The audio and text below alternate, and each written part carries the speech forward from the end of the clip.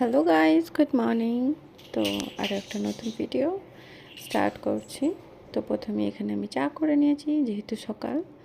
আর আমি চা খাবো না এখন, আমি কদিন একটুখানি চা খাওয়া বন্ধ রেখেছি। তো ওর জন্য চা করে নিয়েছি, আমার জন্য একটুখানি স্মুদি করেছিলাম। আর প্রথমেই আমি ভাতটা চাপিয়ে দিয়েছি। আর আজকে রান্না হবে শাকটা ভাজা করব, আর ডাল হবে, আর হবে একটুখানি চিকেন কষা। তো রান্নার প্রিপারেশনটা আগেই করে নিই, সব কিছু গুছিয়ে নিয়ে রান্না চাপালে কিন্তু জলদি জলদি রান্না হয়ে যায়।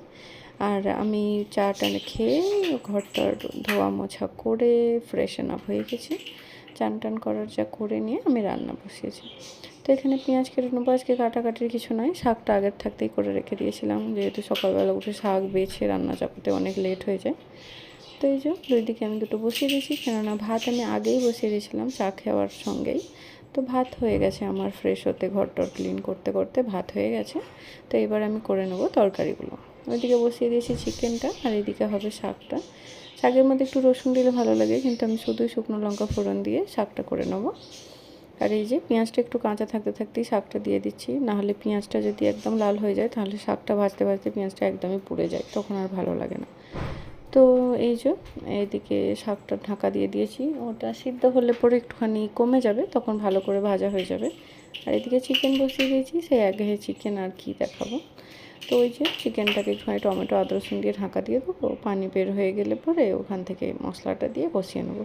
এরকম করলে তাড়াতাড়ি হয়, আমার মনে হয় রান্নাটা অন্যরকমও হয় একটু। তো ব্যাস এরকমই।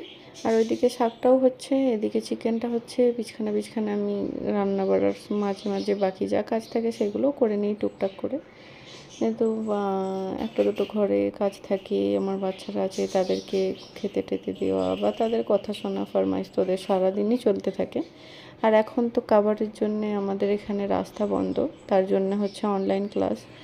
তো আমার ছোটো ছেলের এখন স্কুল বন্ধ, বড়োবাবু করছে অনলাইন ক্লাস, তো ও অনলাইন ক্লাস করছে, ওকে বিছখানা একটু দেখতে হয়। আর বাকি আমি আমার কাজ বাজ করতে থাকি। তো এখানে শাকটা হয়ে গেলে আমি ডাল বসিয়ে দেবো। আমি এরকম করেই ডাল করি, আমাকে প্রেসার কুকারে ডাল রান্না করতে একদম ভালো লাগে না, আসামের মতো লাগে খেতে। তো হয়ে গেছে ওইগুলো রান্না, ওইদিকে হচ্ছে, বাকি এদিকে যেটুকু বাসন পেয়ালা আছে ওইগুলো আমি এবার টুকটুক করে ধুয়ে নেব। তো বাসন পেয়ালা ধোয়া একটা বড় টাস্ক, যখনই কিচেনে আসো বাসন পেয়ালা কিন্তু থাকবেই। সকালে উঠে কি খাবে না খাবে এক গাদার বাসন পেয়ালা জমা হয়ে যাবে। তো সারাদিন একটা যদি চাও খাও, এক সিঙ্ক বাসন পেয়ালা ভর্তি হয়ে যায়। তো এই যে বাসন পেয়ালা ধোয়া, ঘর মোছা, রান্না করা, ঘর ক্লিন করা, বাচ্চাদের সাথে